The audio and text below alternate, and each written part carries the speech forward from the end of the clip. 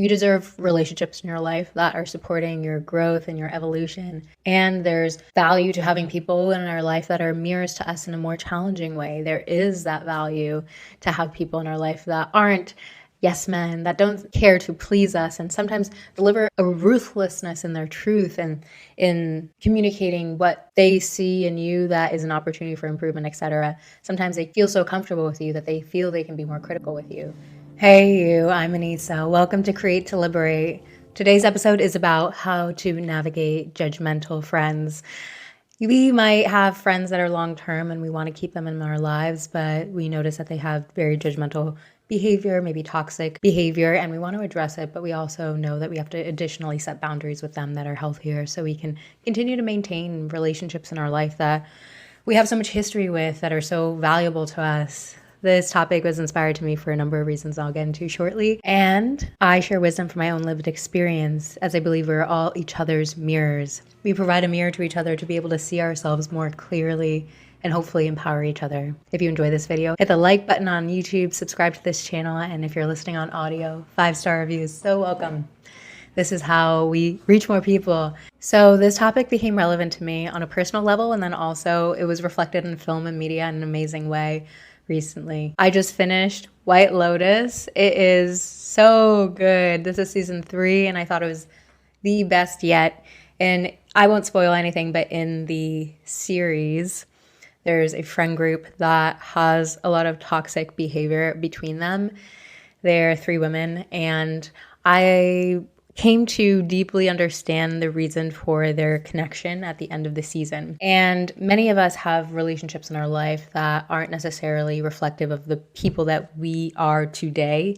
We might have chosen these people because we were little when we met them and we maintained and nurtured those friendships. And I think that's so incredibly important. And that was the case with these women in this show. And that's the case in my personal life with some friends. And I hope if you're tuning in, you're also going through that with people that you want to maintain a long-term relationship with, whether it's a friendship or a partnership or something else. You know that there's so much value in the history and the investment in long-term connection. However, there is also maintenance required of these relationships to stay healthy, to stay vital, like romantic relationships, which clearly need a lot of attending to and get a lot of media attention and coverage around that these days, with Esther Perel talking about the importance of longevity in relationships and continuing to bring in the romance and bring in the zest that you cultivated at the beginning of your relationship. That's also required for friendships. And then additionally, aside from adding more fun into the mix with these long-term friends, sometimes we have to do the not so fun thing, which is saying what's on our hearts and minds and things that are not working, really doing that check-in and evaluating, is this friendship moving in the direction that's supporting both of us? Is it serving my needs? Is it supporting their needs? Let's have an honest communication around that. Also, you might be watching this video because you're very clear on the fact that it's not meeting your needs and that maybe you have a friend in your life that's not supporting your endeavors, that doesn't feel supportive. Maybe they're envious. Maybe there's resentment towards you. Maybe there's a whole host of reasons that you haven't actually uncovered, but you've identified that there's something there that's not loving. There's something there that's not supporting your well-being, and there's a time, which is right now if you're tuning in, to reevaluate A, if you want this person in your life, B, if you want this person in real life, how can you move forward this relationship in a way that feels way better than what it's been. We'll get into how to spot signs of judgment. I'll first share with you how this topic also became relevant to me, particularly with one dear friend of mine who's a long-term friend,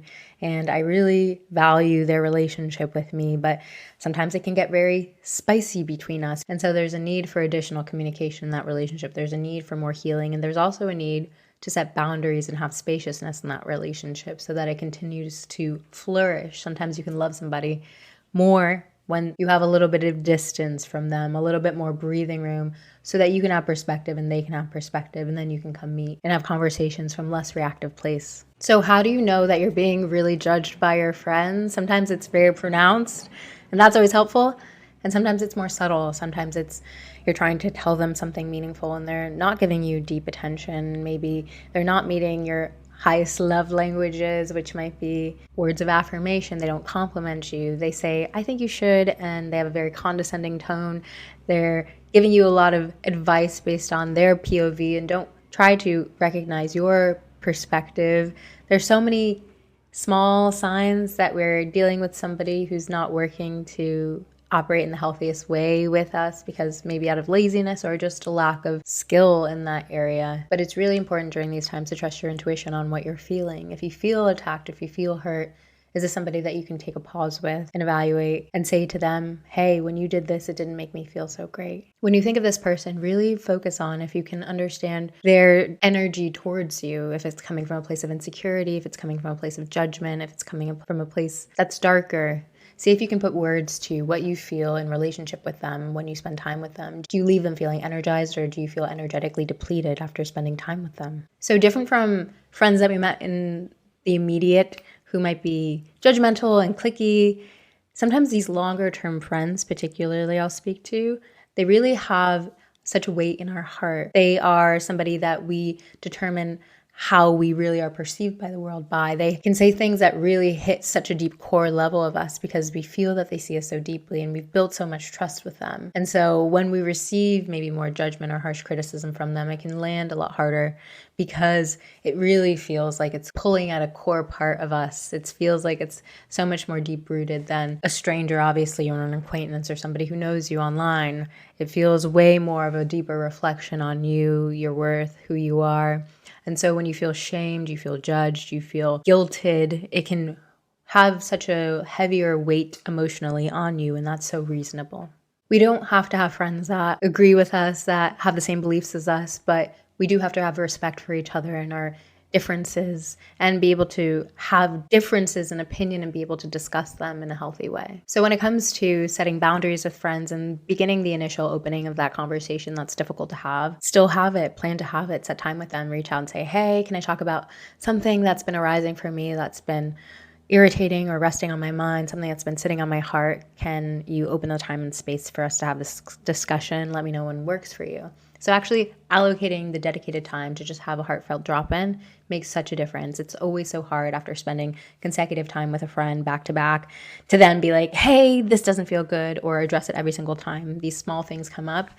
Maybe you can actually hold the time and space to have a real sit-down conversation, a real heart-to-heart when they're in a good place and you're in a good place. I recommend having these discussions in person, but if you can do a FaceTime, something that's like softer than a phone call or even a text message is probably the worst option. It helps bring some more softness to the conversation, a little bit more vulnerability, a little bit more dropping in, looking into each other's eyes and really connecting on the things that have been weighing on you. Then in that time and space, you can bring up the things that have been arising for you. You can say, I feel, using our I feel statements. You can look into nonviolent communication techniques so that you can deliver the message around what's coming through to you and not deliver in a way where they feel attacked or judged, but say that you've been noticing these things as a pattern and identify the pattern. And if you can bring examples of recent that become clarifying to them, then they can start to see kind of a reflection back to themselves to understand where you're coming from. This isn't a conversation to make them feel responsible for your feelings. It's just for them to be informed on how you feel,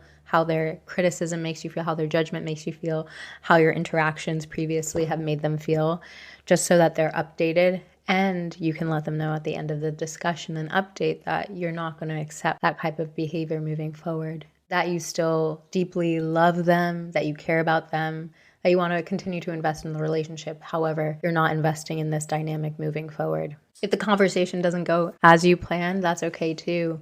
Allowing yourself to take space from that conversation, letting that person know that you love them, that you care about them is so important.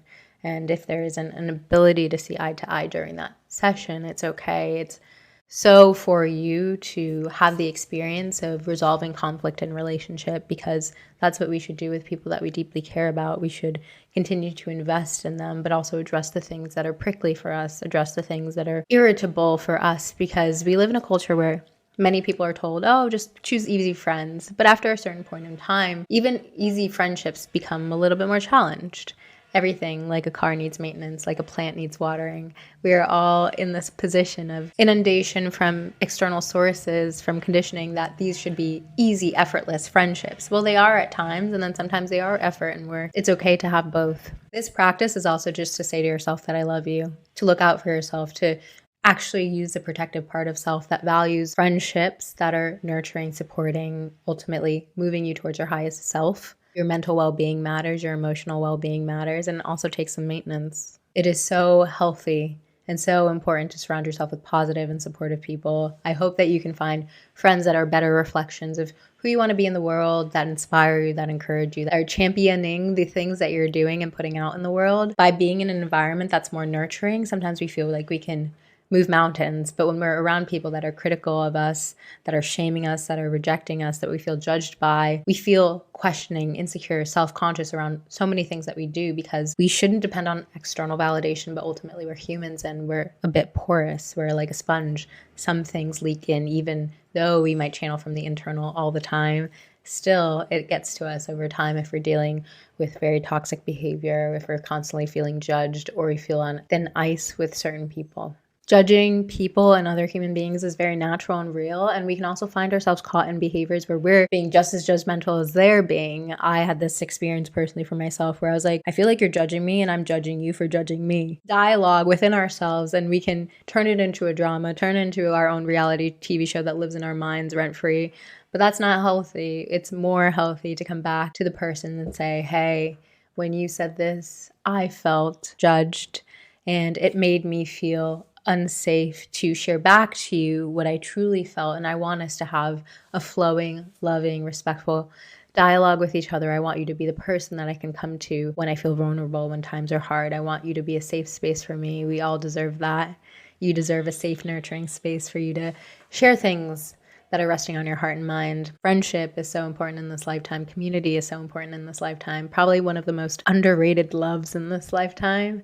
I think to my friendships that have been in my life, some of them since I was 12, 13 years old, and how they're such an integral piece of my ability to feel a sense of worth in the world. All these additional friends that I meet are so additive, but to have some foundational friends, some rocks in your life, those are people that are worth cherishing. And those friends also might look like sibling dynamics and relationships. It doesn't have to be friends that are purely friends. They might be related to you, cousins, etc. But to have some rocks and anchors in this lifetime goes so far. And I hope that you continue to attend to those people's needs, attend to your needs, because you're so deserving of it. I'm sending you so much love. If you enjoyed this video, hit the like button, subscribe to this channel. And if you're listening on audio, 5-star review. Your support means so much to me. And as always, I appreciate you being here.